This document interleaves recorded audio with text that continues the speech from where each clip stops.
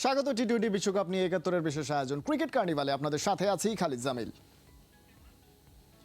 শুরু হয়ে গেছে সেমিফাইনালের ধামাকা। বাংলাদেশ সময় একই দিনে দুটো সেমিফাইনাল, আর সেই লড়াইয়ে প্রথমটায় সাউথ আফ্রিকা জিতে গেছে, আফগানিস্তান হেরে গিয়ে বিদায় নিয়েছে বিশ্বকাপ থেকে। অন্যদিকে ভারত এবং ইংল্যান্ডের ম্যাচটা চলছে। এসব বিষয় থাকছে সেমিফাইনালের আগের ম্যাচের প্রেডিকশন, চলতি ম্যাচের অ্যানালাইসিস, এসব বিষয় নিয়েই থাকছে আমাদের এই বিশেষ আয়োজন।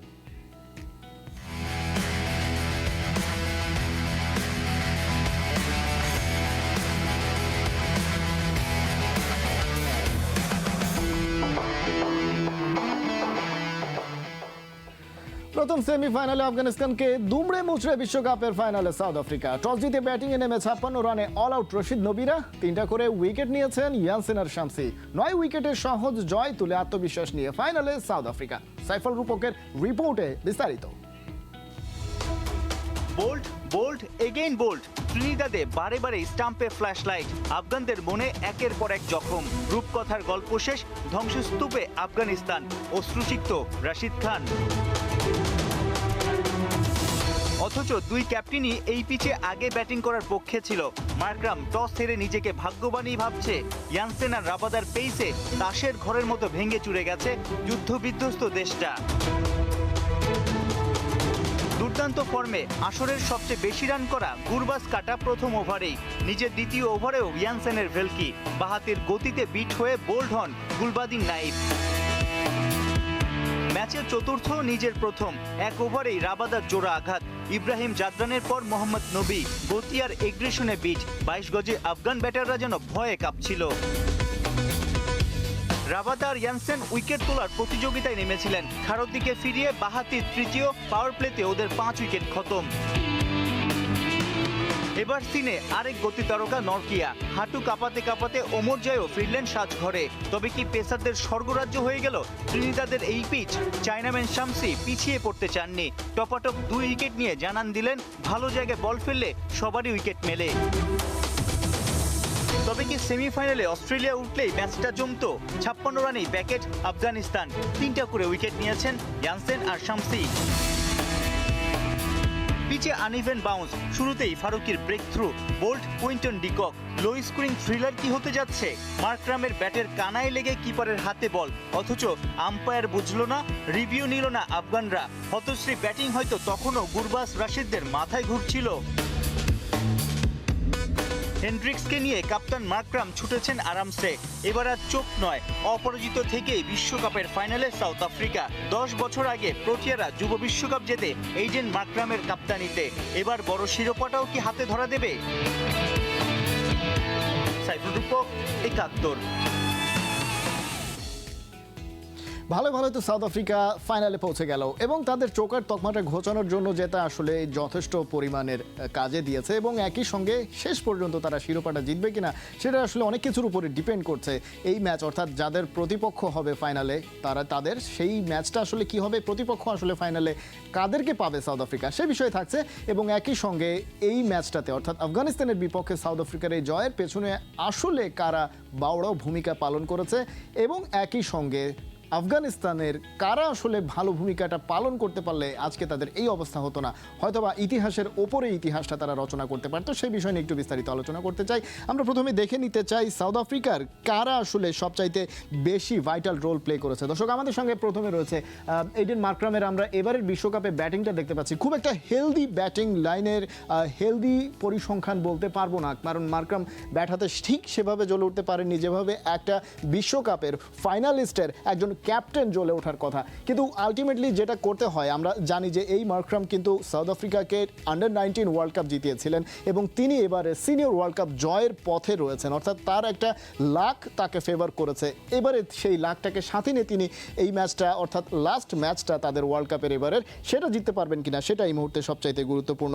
অন্যদিকে আমরা যদি আরেকজন ক্রিকেটারের দিকে তাকাই, এনরিক নরকিয়া, সুপার পারফরমেন্স এবারের ওয়ার্ল্ড কাপ জুড়েই। নরকিয়ার আমরা দেখতে পাচ্ছি ইকোনমি থেকে শুরু করে একেবারে টোটাল তিনি যে রান দিয়েছেন এবং উইকেট শিকার করেছেন এবং ভাইটাল মোমেন্টে উইকেট শিকার করে দেওয়া অর্থাৎ ইম্প্যাক্ট ক্রিকেটার যেটাকে বলে সেই জায়গায় নরকিয়া কিন্তু একদমই 22 গজে এবারে ওয়ার্ল্ড কাপে দাপট দেখিয়েছেন এবং সামনে যে ম্যাচটা রয়েছে যে দলই তাদের প্রতিপক্ষ হোক না কেন এই নরকিয়াকে নিয়ে আমরা পরিসংখ্যান দেখতে পাচ্ছি না এই কারণেই আসলে নরকিয়াকে নিয়ে আলাদাভাবে স্পেশালি তাদের গেম প্ল্যানটা করতে হবে তাকে অর্থাৎ তার 4টা ওভার ব্যাটাররা কিভাবে খেলবেন সেটা কিন্তু এই পরিসংখ্যান থেকে তারা বোঝার চেষ্টা করবেন এবং কোন জায়গাটায় আসলে তার শক্তির জায়গা কোথায় তার দুর্বলতা রয়েছে কোন পজিশনে তিনি কোন জায়গায় বলটা করেন সেই বিষয় নিয়ে বিস্তারিত একেবারেই কাটা ছেঁড়া করা হবে এবং সেইভাবেই ব্যাটাররা ব্যাট করতে চাইবেন এরপরে আমরা আফগানিস্তানের যে ব্যাটিং লাইন আপটা আমরা সবসময় বলি যে আফগানিস্তান একটি নতুন দল হলেও তারা কিন্তু কখনোই দুর্বল দল নয় এবং আমরা জানি যে আমরা প্রথমে দেখছি রহমানুল্লাহ গুরবাজের পরিসংখ্যান দেখছি এবারের ওয়ার্ল্ড কাপে তার স্ট্রাইক রেটটা দেখুন দুর্দান্ত স্ট্রাইক রেটে তিনি ব্যাটিং করেছেন যদিও উইকেটটা খুব বেশি ব্যাটিং ফ্রেন্ডলি ছিল না সেই জায়গা থেকে কিন্তু গুরবাজের জায়গায় আমরা দেখতে পেয়েছি যে তার পারফরমেন্সটা কিন্তু সমস্যাটা হচ্ছে আমরা যদি পরের ব্যাটসম্যানকে দেখি আফগানিস্তানের ইব্রাহিম জাদরান এবং রহমানুল্লাহ গুরবাজ এই দুজনেই কিন্তু আফগানিস্তানের মূল ব্যাটার বলতে পারি এবং ওই জায়গাতেই আফগানিস্তানের মূল দুর্বলতাটা রয়েছে আমরা দেখেছি যে এই দুজন ব্যাটসম্যান যখন রান করতে পারছেন না আমরা যখন জাদরানের যদি আপনারা স্ট্রাইক রেটটা দেখেন খুব একটা হেলদি স্ট্রাইক রেট নয় ইকোনমি এই জায়গায় অর্থাৎ টি-20 ক্রিকেটের সঙ্গে যায় না ইনফ্যাক্ট আফগানিস্তানের ব্যাটসম্যান যারা রয়েছেন তারা আসলে ঠিক এইভাবে ব্যাটিংটা করেন না কিন্তু সময়ের প্রয়োজনে আসলে তাকে এইভাবে ব্যাটটা করতে হয়েছে এবারের ওয়ার্ল্ড কাপে যে কারণেই কিন্তু এই দুজন ব্যাটসম্যান সবচাইতে ভালো পজিশনে থেকে এবারের ওয়ার্ল্ড কাপটা শেষ করেছেন এই বাকি যে ব্যাটসম্যানরা রয়েছে আফগানিস্তানে তারা কিন্তু সেভাবে ব্যাটটা করতে পারেনি এবং যে কারণে আলটিমেটলি সবগুলো ম্যাচে তারা ঠিক একই লেভেলে পারফর্মটা করতে পারেনি যেবারই তারা আসলে এই দুজন ওপেনার আফগানিস্তানের ভালো ব্যাটিং করেছেন সেই জায়গা থেকে কিন্তু আফগানিস্তান ম্যাচটা বের করে নিয়ে আসতে পেরেছে কারণ তাদের বোলিং অ্যাটাকটা বাকিটা সামাল দিতে পেরেছেন তো এই ছিল মোটামুটি আফগানিস্তানের দুর্বলতার জায়গা এবং সাউথ আফ্রিকা আসলে কোন সুযোগটা কাজে লাগাতে পেরেছে সেই বিষয় নিয়ে বিস্তারিত এবারে একটু পরিসংখ্যানের বাইরে অন্যান্য বিষয়গুলোও তো রয়েছে সেই বিষয়গুলো নিয়ে আলোচনা করতে চাই আমরা আফগানিস্তান এবং সাউথ আফ্রিকা ম্যাচের যে এক্স ফ্যাক্টরগুলো রয়েছে সেগুলো নিয়ে একটু আলোচনা করতে চাই আফগানিস্তানের ক্ষেত্রে সবচাইতে বড় যে এক্স ফ্যাক্টরটা সেটা নিঃসন্দেহে রশিদ খান এবং রশিদ খানের ক্ষেত্রে যে বিষয়টা থাকে সেটা হচ্ছে রশিদ খানের ক্ষেত্রে সবচাইতে যে গুরুত্বপূর্ণ বিষয় হচ্ছে তিনি এই দলটার অর্থাৎ আফগানিস্তানের ক্যাপ্টেন এবং এই ক্যাপ্টেনের ক্ষেত্রে আমরা সবসময় জানি যে তিনি দলকে সেভাবে মোটিভেট করেন বাংলাদেশের বিপক্ষে আমরা দেখেছি কিন্তু সাউথ আফ্রিকার বিপক্ষে এসে তিনি বল করেছেন মাত্র 1 ওভার এবং ব্যাট হাতেও খুব বেশি সেভাবে জ্বলে উঠতে পারেনি ইনফ্যাক্ট যারা এত দ্রুত অল আউট হয়ে গিয়েছে তাদের আসলে কোনো ব্যাটারই সেভাবে পারফর্ম করতে পারেনি রশিদ খানের কাছ থেকে আসলে আরেকটু বাড়তি প্রত্যাশা ছিল ব্যাট হাতে অন্তত তিনি সেভাবে পারফর্ম করতে না পারার কারণে কিন্তু মিডল অর্ডার এবং লোয়ার মিডল অর্ডারে কিন্তু একেবারেই মোহাম্মদ নবী এবং এই রশিদ খান কিন্তু সেভাবে ব্যাট হাতে কোনোভাবেই সাপোর্টটা দিতে পারেনি আফগানিস্তানকে এক্স ফ্যাক্টর হয়ে উঠতে যদি তারা পারতেন বা অ্যাটলিস্ট রশিদ খান পারতেন তাহলে হয়তো বা আফগানিস্তানের ইতিহাসটা অন্যরকম হতে পারত আরেকজন এক্স ফ্যাক্টর রয়েছেন আমাদের সামনে কাগিসো রাবাদা কিন্তু একমাত্র সাউথ আফ্রিকার এক্স ফ্যাক্টর নন তিনি কিন্তু আমরা বলছিলাম নরকিয়ার সঙ্গে তিনি জুটি বেঁধে কিংবা তিনি পাওয়ার প্লের পরে এসে অনেক সময় যেভাবে সাউথ আফ্রিকান বোলিং অ্যাটাককে সার্ভিসটা দিয়েছেন সেটা কিন্তু অনেক সময় একেবারে নিভৃতে থেকে হিরো হয়ে যাওয়ার মতন এবং আমরা দেখেছি যে আফগানিস্তানের বিপক্ষে তিনি যখন পাওয়ার প্লের পরে আসলেন এবং অন্যরাও যখন উইকেট নিচ্ছিলেন তিনিও কিন্তু প্রেশার ক্রিয়েট করতে সক্ষম হয়েছেন অর্থাৎ রাবাদার যে নামটা রয়েছে তার নামের একটা ভার তো রয়েছে এবং একই সঙ্গে সেই নামের প্রতি তিনি সুবিচারটা করতে পেরেছেন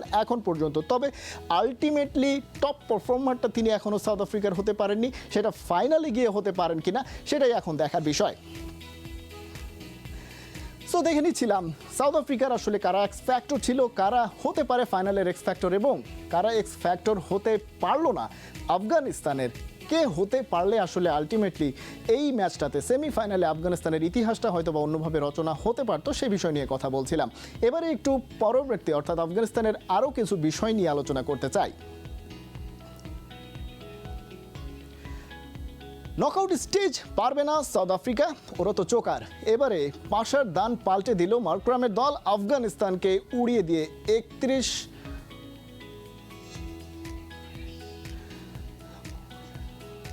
31 বছরের দুঃখ ঘুচিয়েছে ওরা এবারের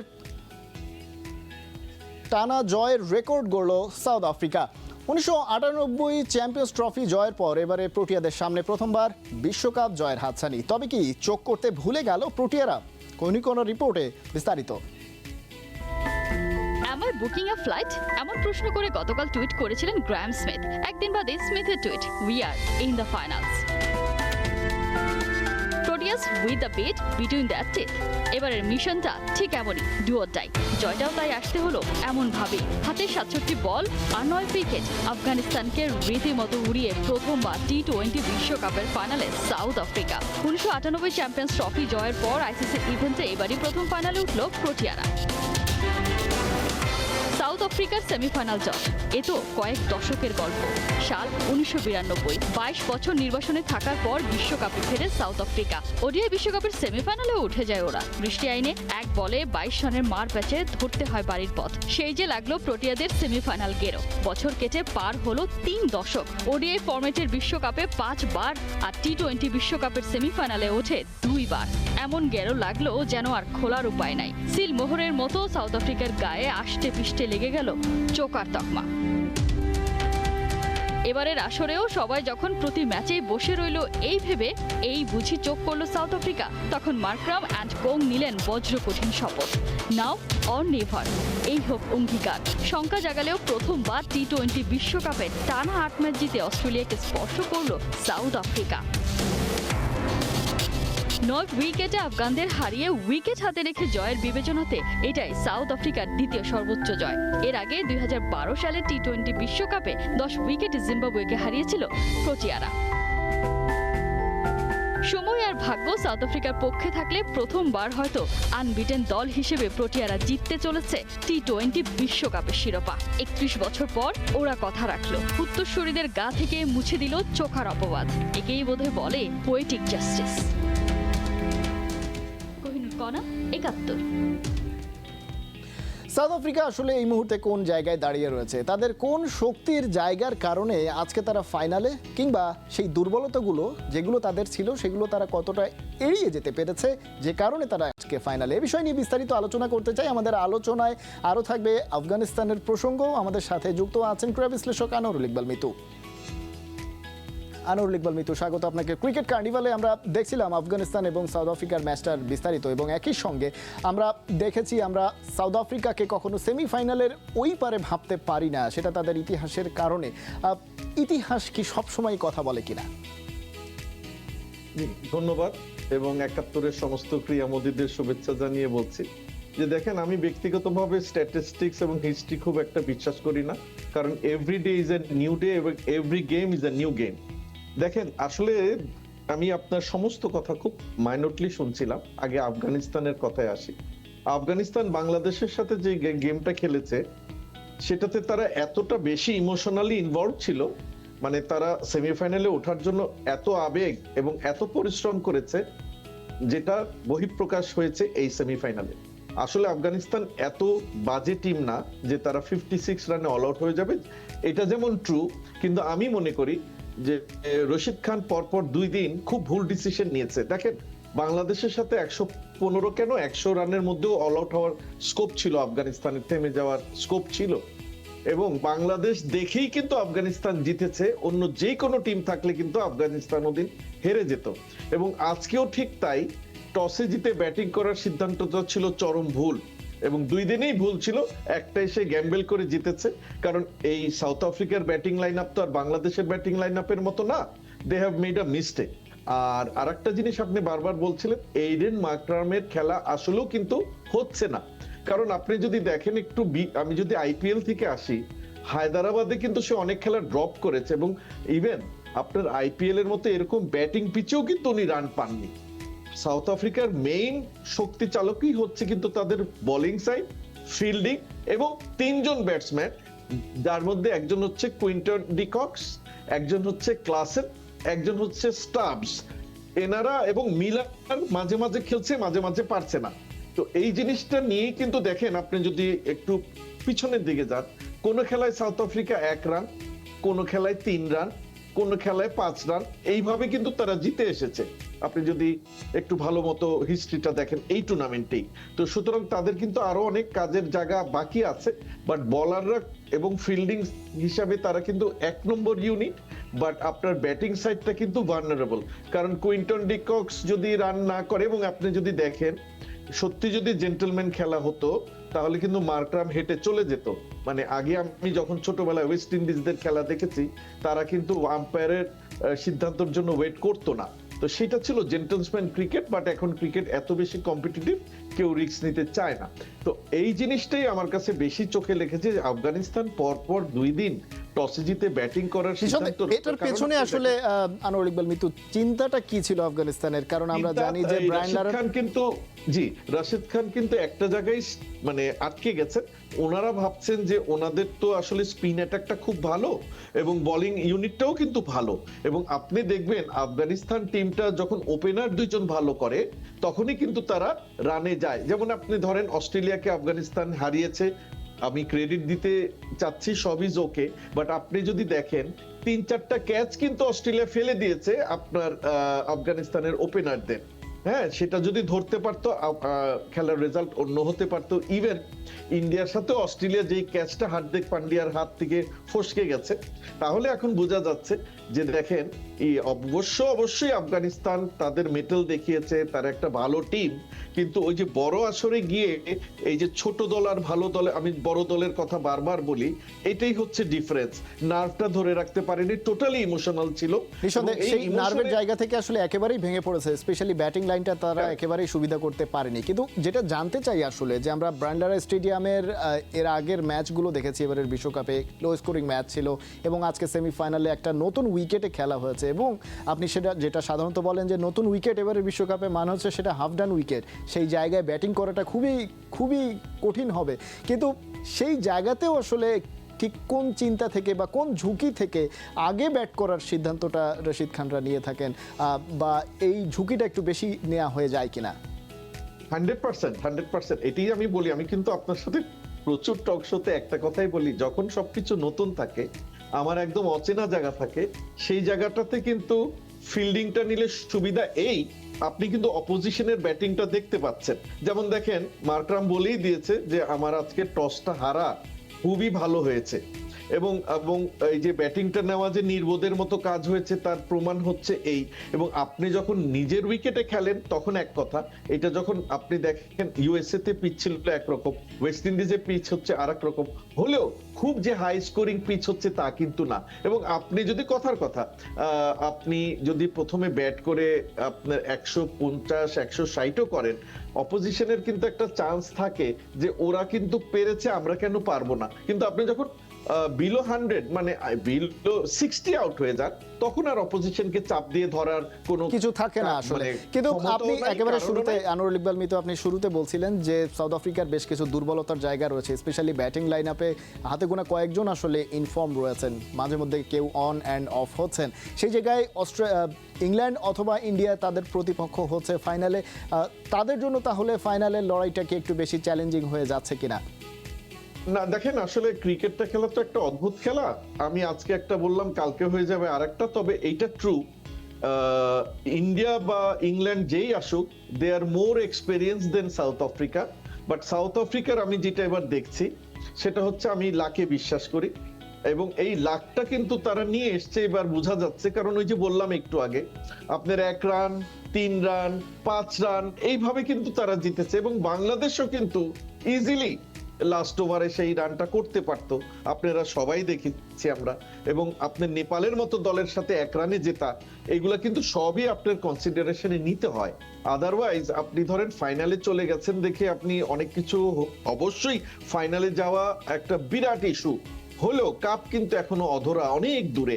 কারণ যেই অপোজিশন আপনার যেই আসুক, ইংল্যান্ড আসুক বা ইন্ডিয়া আসুক, আপনার প্রবাবিলিটি কিন্তু তাদের চান্স বেশি দেখি আমি rather than South Africa. But ওই যে বললাম, এবার একটা লাক নিয়ে সাউথ আফ্রিকা এসেছে, যেই কারণে এত দূর। কারণ একজন ক্যাপ্টেন যে ব্যাটিং করে, তার কিন্তু তেমন একটা অবদান কিন্তু আমি দেখছি না। দেখছি না ফ্রম আইপিএল থেকে কিন্তু তার ব্যাটিংটা ভালো না। নিঃসন্দেহে এবং, এই জায়গায় একেবারেই সংক্ষেপে আনোয়ার ইকবাল মিতু জানতে চাইবো যে লাক আসলে চ্যাম্পিয়ন হওয়ার ক্ষেত্রে কতটা ম্যাটার করে এ ধরনের বৈশ্বিক টুর্নামেন্টে?